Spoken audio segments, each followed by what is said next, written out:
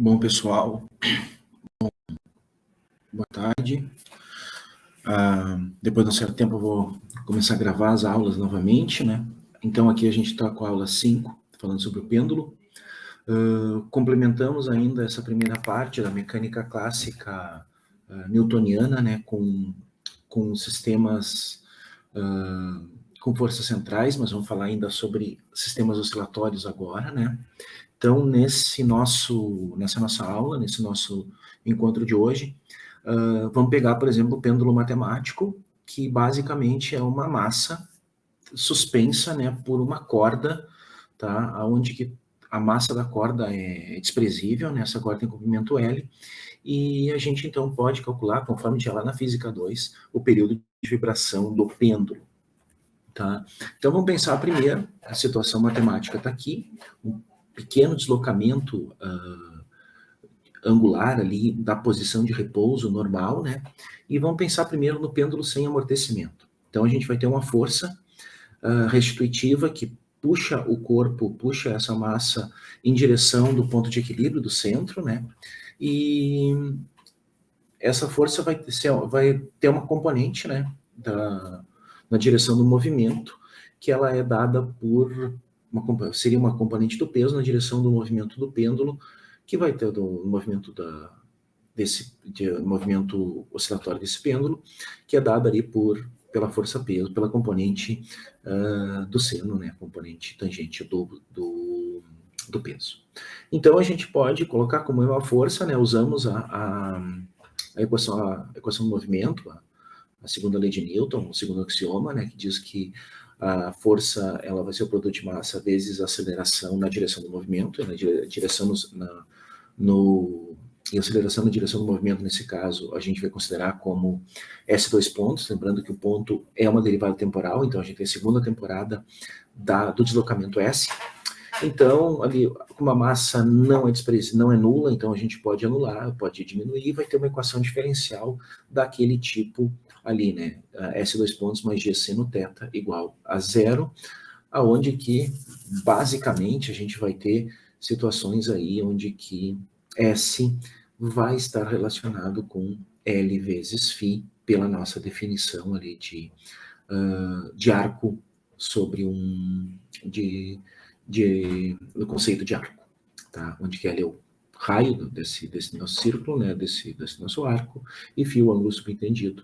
Então, S2 pontos vai ser L φ2 pontos tranquilamente, e assim eu fico com uma equação para φ, uma equação diferencial de segunda ordem para φ, né? Aonde que eu tenho um termo que eu vou considerar ali o G sobre L como um ômega quadrado, uma frequência angular, tá? E eu posso escrever isso, né, de forma que eu tenha uma equação diferencial, tá? Que, claro, assim, aparece o seno, então ela não é linear, mas quando eu tenho pequenos ângulos, pequenos deslocamentos, eu posso aproximar o seno de φ pelo próprio ângulo, e, consequentemente, então, eu passo a ter uma equação diferencial linear, normal, cuja resposta, cuja solução geral é uma superposição de funções trigonométricas, né? E aí a gente pode tirar a partir da frequência angular o período, tá? Que é 2π sobre a frequência angular, que mostra ali que eu recomendo, a gente retoma o resultado que teve lá na física 2, quando falou sobre isso, tá? Se a gente considerar, por exemplo, uma situação onde que o pêndulo ele tem um pequeno atrito, mas continua com pequenos deslocamentos, né? Aparece um termo, uma força de atrito ali, né? Proporcional à velocidade, menos βs, tá? Então eu vou criar um termo ali, divido tudo por m e por l, e aí eu consigo ter um termo, basicamente, né? Lembrando que o meu S2 pontos é L φ2 pontos, divido tudo por M por L, e eu vou ter, por exemplo, mais uma vez o ômega quadrado ali, que é G sobre L, e eu vou definir 2 gama como beta, parâmetro de atrito sobre ML. E então eu tenho uma equação diferencial que para pequenas vibrações, pequenas amplitudes, desculpe, eu aproximo o seno de φ por φ, e dessa forma eu obtenho uma equação diferencial, tá? Ainda linear, mas que tem um componente de envelope, como a gente tem lá, quando fala sobre equação, como soluções com atrito. Então, eu tenho soluções que podem ser para vibrações fracamente amortecidas, para o amortecimento forte e para o amortecimento crítico. Em todos os casos, como a gente tem o termo de envelope ali, N menos gama T, quando T vai a infinito, isso aí vai ao repouso, significa que não importa a situação, eu vou ter 3 respostas. A gente já falou isso na aula 4, né, quando falou sobre o movimento harmônico. Para ter essas 3 situações aí, vão ser basicamente a questão que eles vão vir a parar em algum momento. Agora, vamos pensar na equação do pêndulo sem atrito, mas quando a gente não pode fazer a aproximação ali do seno de φ por φ, ou seja, para ângulos maiores ou para alongamentos em relação ao ponto de equilíbrio maiores, né? Então, a gente parte dessa equação diferencial e vamos pensar ali que vamos definir uma equação angular, uma velocidade angular de φ dt como U, né? E aí eu vou assumir, portanto, o meu um dos termos de φ dt ali vai ser o meu U, e eu consigo ter, portanto, uma expressão, uma equação agora, não somente em termos de φ, mas também em termos dessa velocidade angular. Fazendo separação de variáveis, como tá previsto ali, né, eu consigo ter uma relação de velocidade angular em relação ao ângulo, e aí eu pego a condição de contorno para determinar a constante de integração, aonde que eu vou dar uma certa elongação inicial, um certo ângulo inicial, aonde que a velocidade é nula, o ponto extremo onde que a velocidade é nula, o ponto da amplitude. E a gente obtém, portanto, como constante de integração menos ômega quadrado, o cosseno desse ângulo inicial. Então, eu consigo ali definir uma equação para a minha velocidade angular, e aí eu chego numa resposta onde a velocidade angular, que é o meu dφ dt, vai ser proporcional à raiz quadrada do cosseno de φ. Fazendo uma nova separação de variáveis, eu consigo fazer essa separação entre 2 ângulos arbitrários, tenho mais uma vez uma nova constante, um novo valor inicial ali para fazer esse deslocamento, e pensar, por exemplo, que vamos determinar o ângulo inicial ali com t igual a 0 para chegar em φ igual a 0, significa, portanto, que a gente vai ter como resposta ali um 0 para o meu φ1, e aí eu consigo determinar situações para o período, basicamente, né, como está escrito ali, o período, 1/4 do período, que seria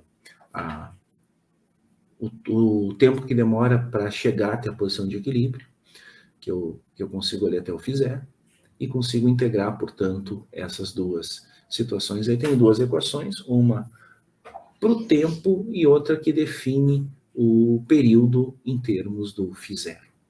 Então, eu posso resolver essa situação ali usando uma substituição trigonométrica para o cosseno, tá?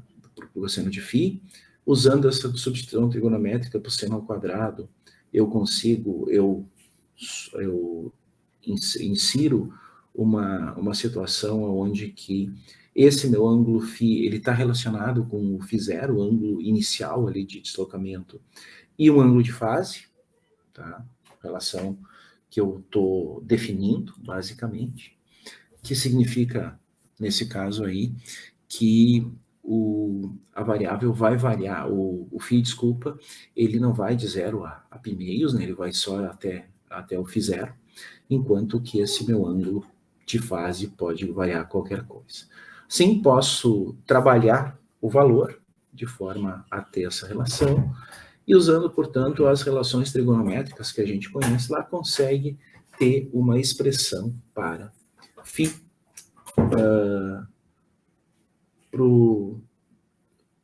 para os φs.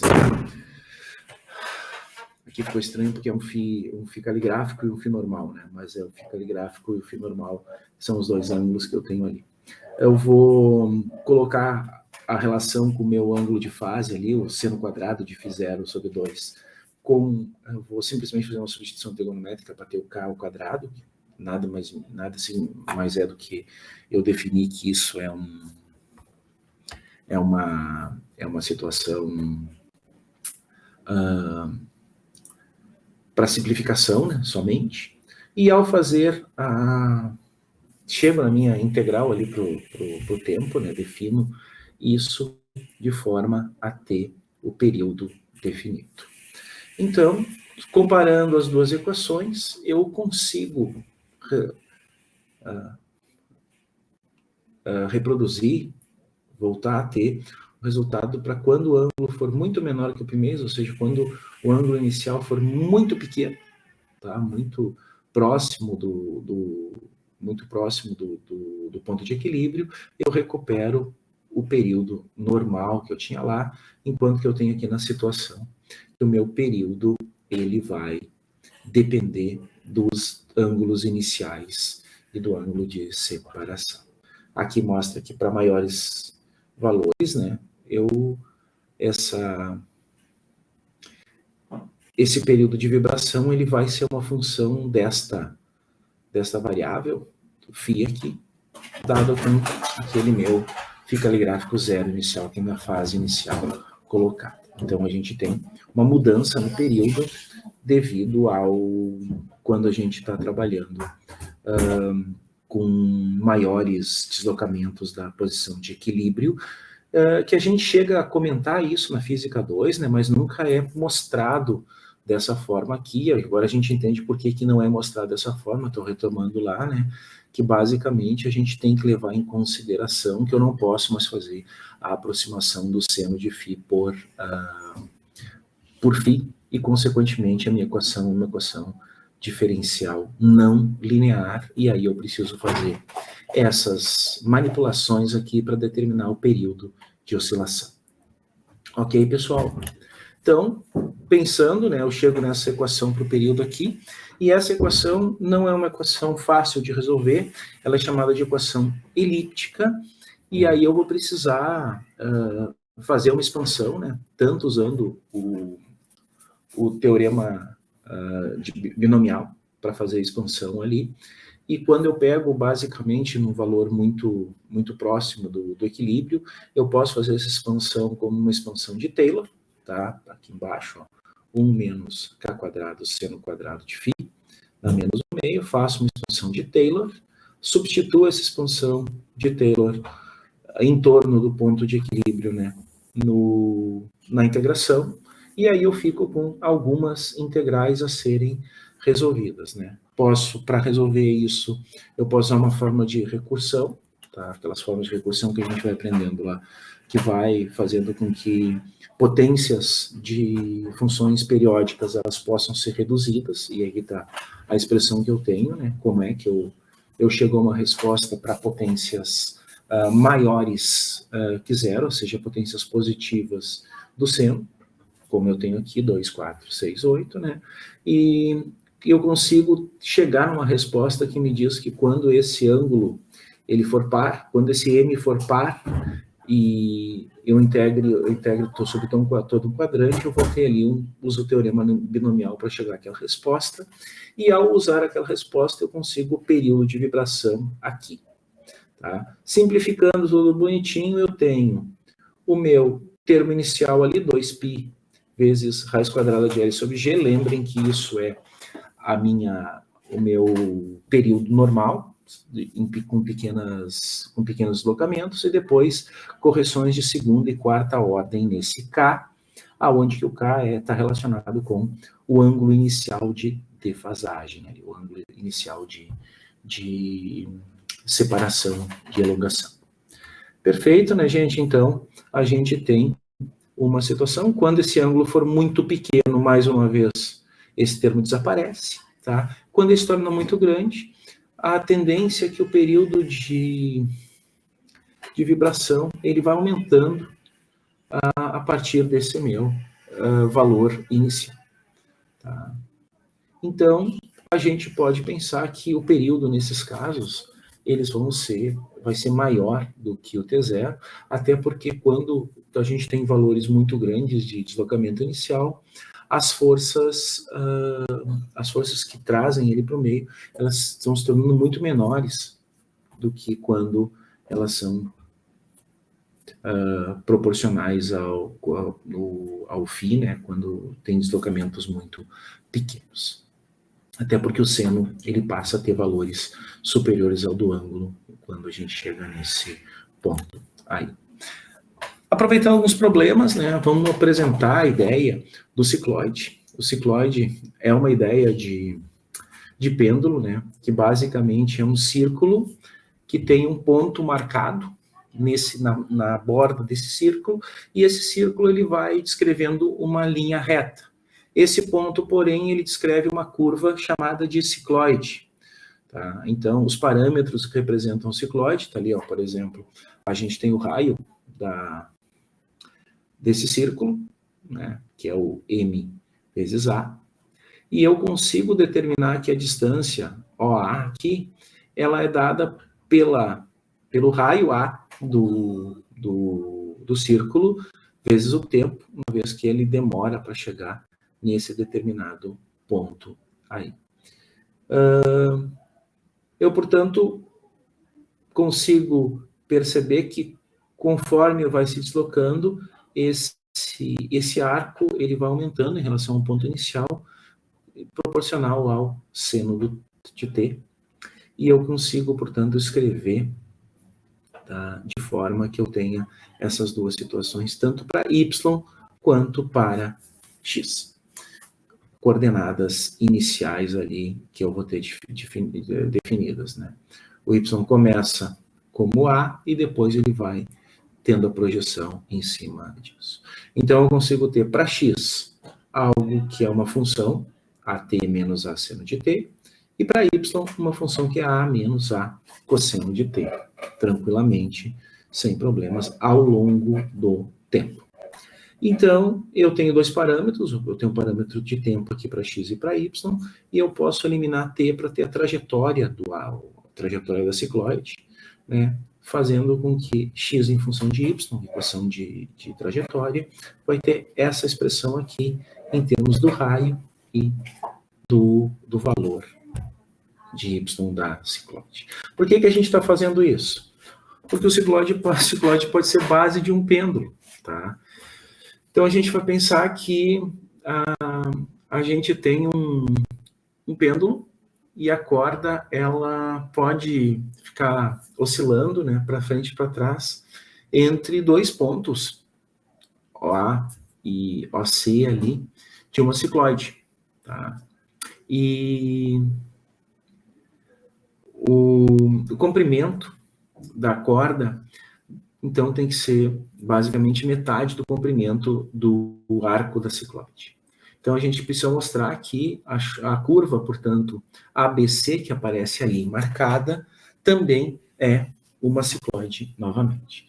Então, pego as duas equações que eu tenho lá para a cicloide, agora, em vez do y, estou usando os ângulos, né, φ, pego simplesmente as mesmas equações que eu tinha lá, e separo o parâmetro t pelo parâmetro φ, tá? E aí eu vejo as equações de curva, né? O que vai acontecer quando eu tiver pequenos deslocamentos ΔX e ΔY nessa situação. Então, eu posso determinar que ΔX e ΔY, a soma das duas situações ali, vai ser o comprimento, o L1, comprimento da corda, né? E a corda vai ter ali como parâmetros, né, o comprimento total da corda menos a distância percorrida sobre a cicloide. Então, para calcular a cicloide, eu transformo essa situação aí em equações, né? O meu L é ds dφ, e os meus ΔX, ΔY também vão ser dx e dy sobre dφ. Utilizo, portanto, as definições ali para x e para y, derivando elas em relação a φ, tá? E eu consigo determinar, portanto, que meu ds dφ ao quadrado vai ser 2a quadrado, 1 menos cosseno de φ, fazendo separação de variáveis entre valores arbitrários, né, para o s entre 0 e S1, para o φ entre 0 e φ1, eu consigo determinar ali, faço substituição trigonométrica e consigo determinar que o meu S1 ele vai estar relacionado com φ1 por aquela relação ali de a relação trigonométrica dada. Então, o comprimento total do arco da cicloide, né, vão ser 8 vezes o A. Por que vão ser 8 vezes o A? Lembrem aqui, né, eu tenho 4 vezes em cada um dos arcos, e, portanto, quando eu tenho 4 vezes cada um dos arcos, o comprimento da corda vai ser 4 vezes A. E o meu L1 vai ter, portanto, eu separo esse 4A e diminuo do S1 que eu tinha antes ali. Então, chego ao valor do comprimento, e para ver qual a equação da trajetória da massa, tá? A gente define qual a quantidade de ΔX ali que se tem. Então, vendo a figura, eu tenho ali ΔX e ΔY marcados, né, a partir do meu ângulo alfa, e eu vejo que dy dx vai ser dado pela tangente do ângulo alfa, e aí eu consigo determinar pelo ângulo alfa, pelo φ ali, que eu tenho, o que são os meus dy e dx. Substituindo, consigo fazer substituições todas em função de φ1, e aí eu posso determinar quanto vale a tangente do ângulo alfa. Né? Determinando a tangente do ângulo alfa, eu consigo determinar quanto vale o cosseno do ângulo alfa, e a partir disso, tá ali tudo bonitinho, né? O cosseno do ângulo alfa é o inverso da raiz quadrada de 1 mais tangente ao quadrado. Fazendo essa continha, usando a tangente ao quadrado ali, eu consigo determinar uma situação que o ΔX é 4A cosseno da metade do ângulo φ1 vezes o seno da metade do ângulo φ1. Essa quantidade também pode ser calculada de maneira... A quantidade de ΔY também vai ser calculada de forma similar. A gente vê ali que só vai trocar um dos senos por cosseno, basicamente, e eu consigo, portanto, determinar quanto vai valer a coordenada x e quanto vai valer a coordenada y. Tá? Usando essa equação, eu vejo que, basicamente, eu tenho um shift pelo seno ali, a partir dessa jogada toda aqui. Tá? Para y, a mesma coisa. Então, eu tenho equações para trajetória, tá? E essas equações para trajetória, se a gente for pegar lá, a gente vai ver que tem exatamente a mesma ideia,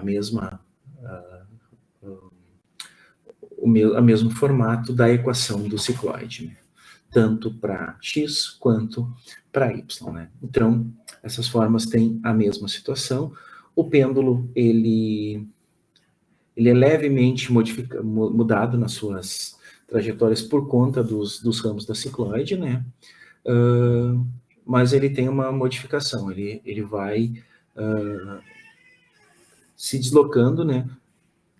Duas vezes o valor do A, o valor do raio do círculo, né? Que gera a cicloide na direção Y, e desce, e na direção X, ele diminui uma vez, vezes o pico, tá? Então, esse pêndulo é chamado de pêndulo cicloide, para a gente ter. Um outro exemplo que a gente vai pensar na questão do pêndulo é a tautócrona. A tautócrona, basicamente, é a curva de menor tempo, tá? E então a gente está pensando buscar uma curva para qual o período de vibração é independente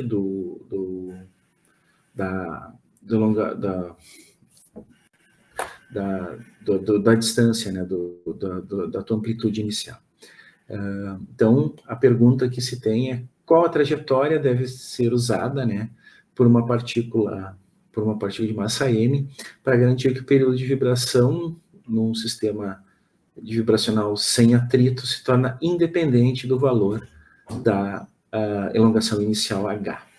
Então, a gente vai pensar ali, vamos tomar um arco S da tautócrona, tá? Como a gente tem ali. Vamos definir a velocidade como a derivada desse S em relação ao tempo.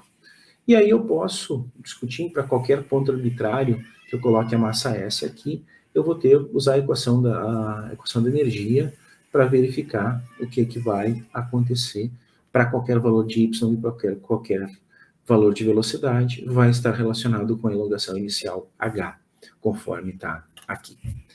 Então, pensando na questão do amortecimento mais fraco, né, a gente pode definir ali, faz a separação, já que h e y, os dois têm a mesma multiplicação, que é o m vezes g, né?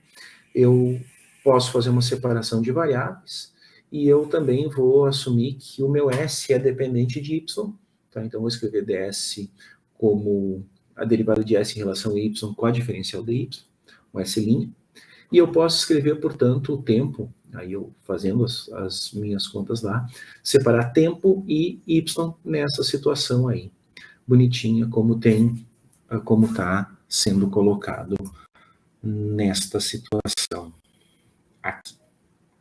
Tá? Então, eu, mais uma vez, penso num quarto da vibração, porque um quarto da vibração é exatamente o tempo que demora para ir do ponto de onde foi largado até o ponto de equilíbrio pela primeira vez. E aí eu faço, portanto, nesse caso da tautócrona, ele começa numa posição H e termina no zero, então é um quarto, então eu posso integrar entre 0 e H. E eu tenho as integrais tanto para T, que vai dar um quarto de T, do período, e a integração em Y, que vai entre 0 e H. Tá? Então, eu vou fazer uma transformaçãozinha aqui de variável, né? Transformar Y sobre H em U. Então, tem como definição que Y é H vezes U. Faço essa conta toda tranquila, posso fazer a determinação, já passei o fator 4 para a direita. Tá? E aí eu tenho um parâmetro, tá? Basicamente,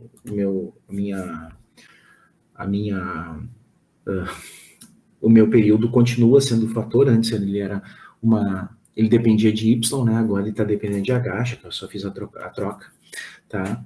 Para determinar um problema constante, ou seja, t, a situação em que o período é constante, significa que se eu derivar ele em relação a h, ele vai dar zero. Eu faço essa derivação, tá? Como eu fiz ali na primeira situação, e consigo determinar uma questão onde que só é possível que isso seja nulo quando o numerador ali do meu integrando for nulo também. Então, eu tenho uma equação diferencial no numerador, tá? Feita toda bonitinha ali, né? Que em termos que eu posso trabalhar. E eu fico, portanto, com uma expressão, lembra que h vezes u é y, então eu tenho uma equação de S em função de y mais uma vez, tá? Então, fico com aquela expressão, tá? S em função de y, tá? 24.12. Preciso determinar isso. Então, eu vejo algumas situações, S duas linhas sobre S', que é derivada de S em função de para y, né? Basicamente, isso aí vai ser a derivada para y do logaritmo neperiano de S'. E menos, então ali, olhando com calma, né? A gente vai ter essa situação ali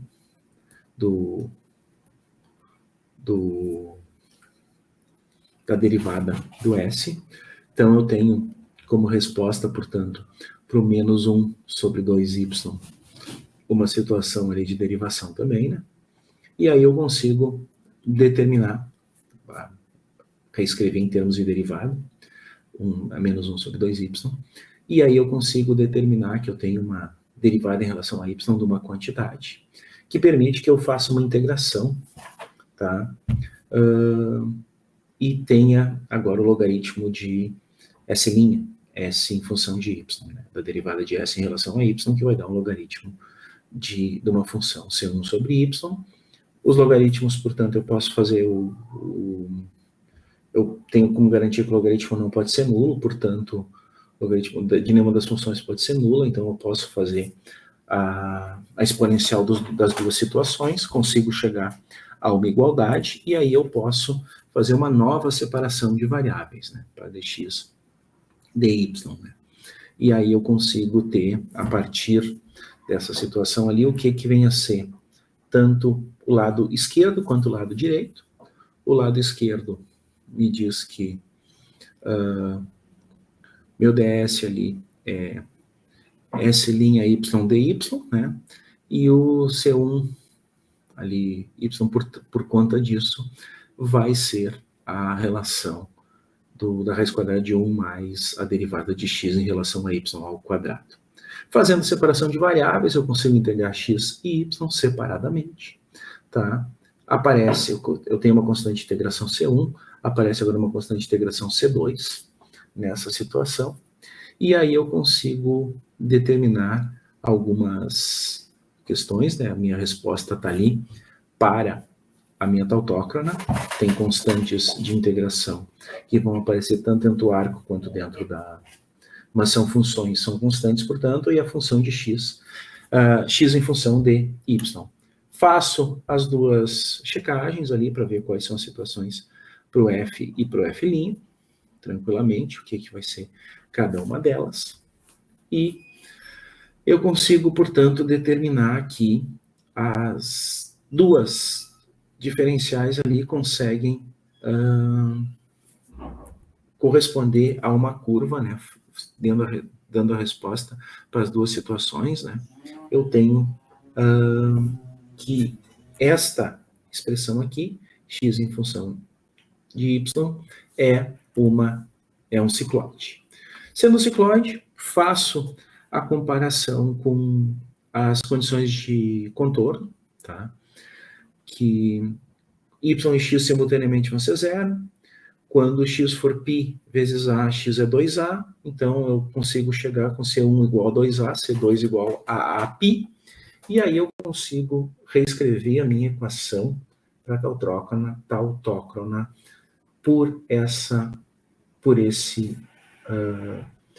expressão aqui, tá? Faço toda a situação. Posso fazer, portanto, agora verificar como é que vai ser o período.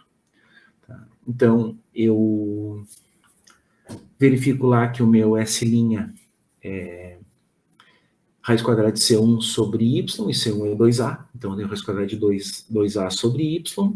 Fazendo essa integração, fazendo essa separação, eu tenho uma integração entre Y em Y ali, entre 0 e H, e ao fazer a integração entre 0 e H, eu recupero, tá, uma equação 2π, raiz quadrada de L sobre G. Esse meu L é um L definido a partir do cicloide, 4A, lembre lá que é metade do comprimento total do cicloide. Tá? E aí eu vejo que esse período ele é independente de H, tá? E aí a gente pode ver que é possível provar que não tem outra solução, né? Para isso a gente pode usar séries de Fourier para chegar nessa resposta, né? Então, a gente vai ter a possibilidade de ver que na construção, isso é uma construção de Huygens, né? Para verificar que esse pêndulo do cicloide, que a gente tinha lá no exemplo 2, ele vai estar relacionado com uma tautócrona, tá? Então, as duas são situações iguais. O período não depende mais da amplitude. Então, gente, a nossa conversa de hoje não foi uma conversa muito demorada, né? Porque era sobre o pêndulo e algumas aplicações. Na nossa sexta aula, a gente vai falar sobre movimentos planetários. Tá? Eu tinha imaginado aqui que a gente ia falar sobre problemas em campos centrais, mas na preparação das aulas eu já vi que não vai dar. Então, eu aguardo vocês para para que a gente possa ter essa nossa aula na próxima aula, né? Então, qualquer coisa a gente lembra, a gente retoma, vai estar, todas essas aulas estão gravadas aqui no AVA, né, no YouTube, e vocês vão ter a possibilidade, então, de dar uma olhada, conferir, né, e agora, assim que eu lançar a 7ª aula, eu vou lançar uma lista de exercícios para vocês, e a gente vai marcar um dia de atendimento, tanto presencial quanto online, para vocês poderem tirar as dúvidas de vocês relacionadas com isso. Tá bem, pessoal? Grande abraço, nos falamos, tá? E até a próxima nesse mesmo local.